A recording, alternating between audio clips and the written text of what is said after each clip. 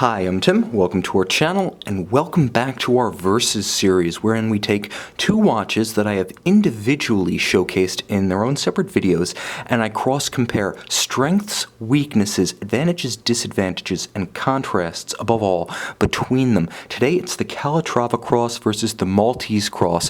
One might even say a crosstown rivalry built in and around the city of Geneva. On the left we have the Patek Philippe Calatrava 5227R R-001, and on the right we have Vacheron Constantin's Patrimony Traditionelle 43075/00R, back from when Patrimony and Traditionelle were a single unified model line. The one on the right was a new model debut in 2012 at SIHH, and the one on the left debuted in 2013 at Baselworld.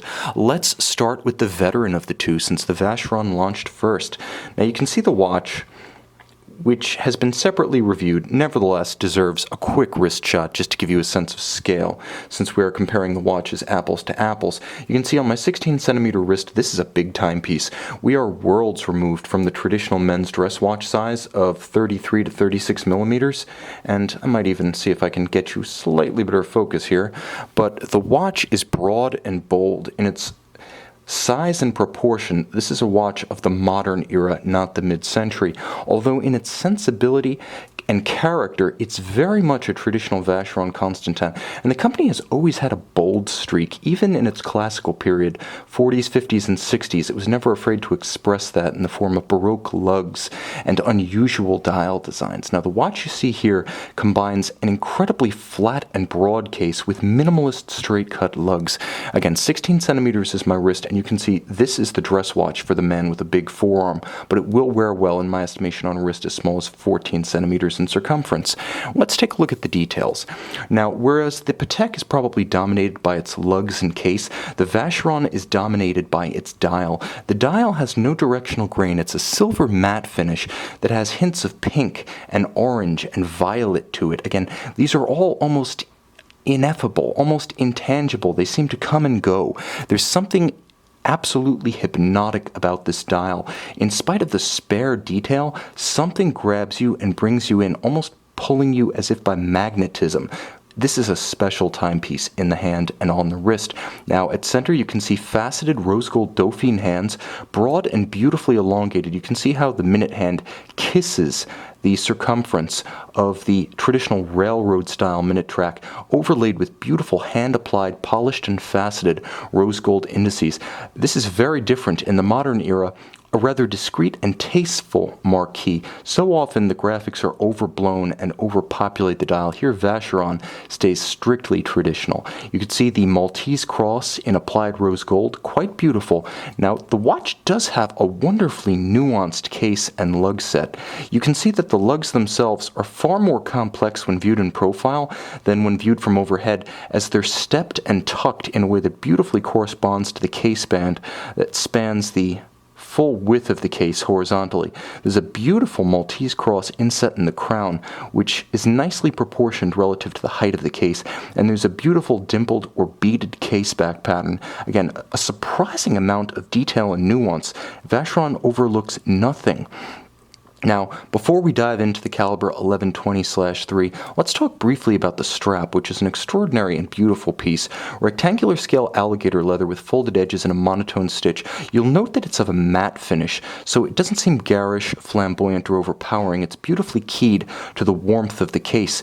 On the underside, small scale alligator leather. This is something we see periodically from high-end manufacturers, but in my opinion not nearly often enough, gator being far more durable and longer lasting than the calf typically used under a strap. This is an advantage here, one we see on FP Journe timepieces, occasionally on Chopard. Vacheron, well done, perfectly specified. And of course, while both of these watches do have pin buckles, Vacheron goes the extra mile with the beautiful Maltese cross motif, almost like a bow tie atop a beautiful gift to yourself.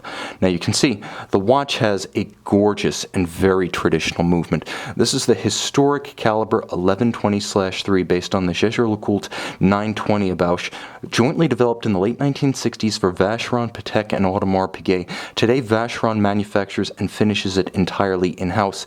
You can see the 22-karat gold winding mass atop the skeletonized Maltese cross filigree blazon rotor.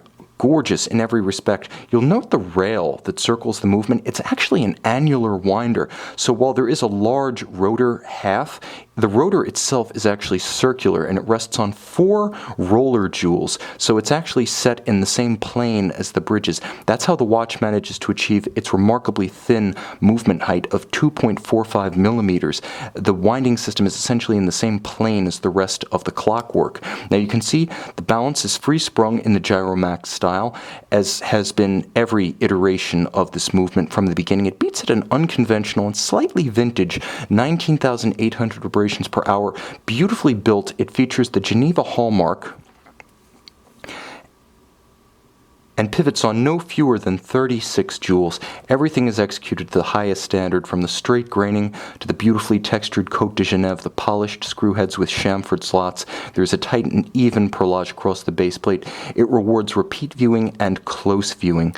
And of course, this watch built in the era of the modern Geneva hallmark, which Patek Philippe, we should mention, abandoned in mid-2009. Both the movement and, as you can see, via the stamp on the case, and the watch as a whole have met the new, more stringent and more comprehensive criteria.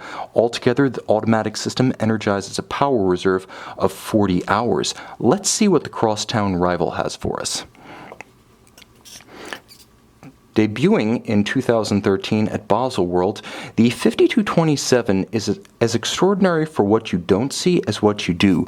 This is a timepiece that's best known for its hidden hunter caseback, and while we will enjoy its graces in a moment, let's focus on the front of the watch first. You can see this watch, unlike the Vacheron, is dominated by the design of the case.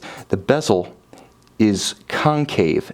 It's substantial, and it gives way to a beautifully scalloped set of lugs and a billowing, bulbous, sensuous, compound-curved, high-polished case flank. The case band of the watch is simply engrossing. It has the same hypnotic magnetism as the Vacheron's dial, but it does it by entirely different means, the reflection of light within the individual scalloped portions being extraordinary. The dial, unlike the metallic matte finish of the Vacheron, is a beautiful gloss, gleaming, and deep lacquered cream color. Now you can see there's, instead of a railroad track seconds and minutes outboard, there's a dimpled design, beautifully warm. There's a consonance between the gloss brown of the strap, the rose gold of the case, the rose gold of the dial accents, and that gorgeous cream lacquered dial base. The Patek Philippe script, also discreet. We are talking traditional timepieces here. Nothing is excessively exhibitionist or overwrought. Of course, you do have the advantage of a date with a quick set function. One advantage over the Vacheron, though the strict traditionalists would do without. Now, the watch features faceted rose gold Dauphine hands at center, likewise beautifully extended. Just as Vacheron has an appropriately elongated minutes hand, Patek wisely allows the tip of this Dauphine minutes to kiss the dimples of the minutes track. Now, one feature that Patek has included on almost all modern references that Vacheron may wish to copy is the inclusion of a pull-tab spring bar on both sides, such that you can easily remove the strap with your bare fingers, simply pulling the tab, no need to resort to a jeweler or risky tools. The strap is less substantial than the one on the Vacheron, narrower and thinner. It's also of a gloss composition such that it reflects light rather dramatically. If it were the size of the Vacheron strap in width and thickness, it might be overbearing, but thinner and pared down, it doesn't overwhelm. Folded sides and a monotone stitch, it is beautifully made, and it has a supple calfskin on the bottom, but again, it doesn't match the richness of Vacheron Constantin's double alligator. The pin buckle, like Vacheron, beautifully polished in rose gold, though somewhat less imaginative than the watch from across town. Now, turning the watch over, we see the engine that motivates the dial. Or do we? This watch's hook is its nearly invisible hunter-style caseback, the hinge actually being within the same plane as the case flank. It's almost completely hidden, and you get the best of both worlds. You get the value of a solid gold caseback, so you're not swapping out a $30 sapphire for roughly an ounce of gold. Moreover, you can put all of your personalization inside without externally altering the watch.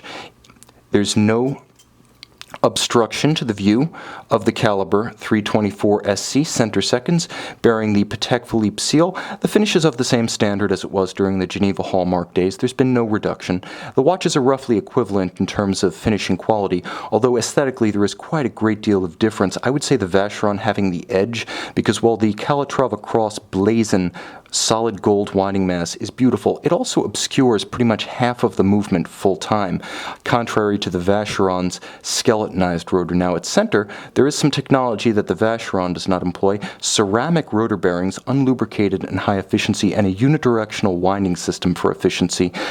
Like the Vacheron, a free-sprung balance architecture.